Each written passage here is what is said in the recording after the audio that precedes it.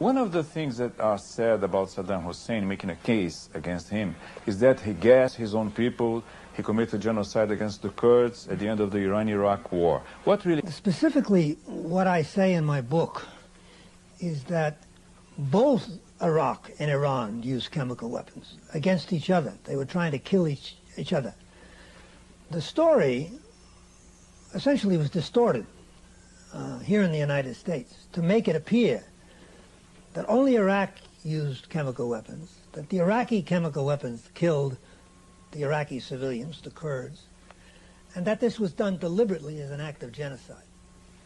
In fact, we know, or I know, because I was an intelligence officer at the time, that the actual incident was a battle in which the two sides were trying to capture the city of Halabja, and both used chemical weapons against each other.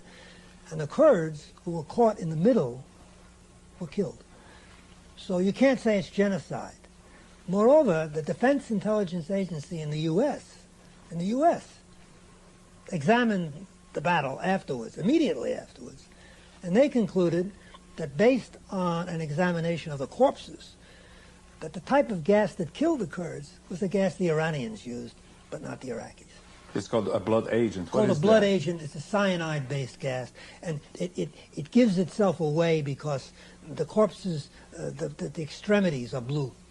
So they looked at the corpses and they said, well, that's cyanide-based. And what was Iraq using? Iraq was using mustard gas. Totally different effect? Totally different effect. Why do you think that the CIA at the time used that information that you say is distorted, that Iraq was committing genocide against the Kurds? It wasn't primarily the CIA. Unfortunately, the CIA went along.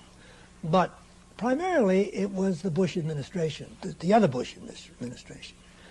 Up until the end of the Iran-Iraq war, there was not a great deal made of this Halabja incident. The DIA said it was the Iranians. The Bush administration accepted that. And no great to-do was made of it. As soon as the Iraqis won the war, and it appeared that the balance of power in the Middle East had been significantly disturbed, because now the Iranians could not fight anymore, the United States realized that it had a problem on its hand in Iraq, because the Iraqis, having won the war, were now beginning to assert themselves. They were beginning to make statements to the effect that only the Arab states in the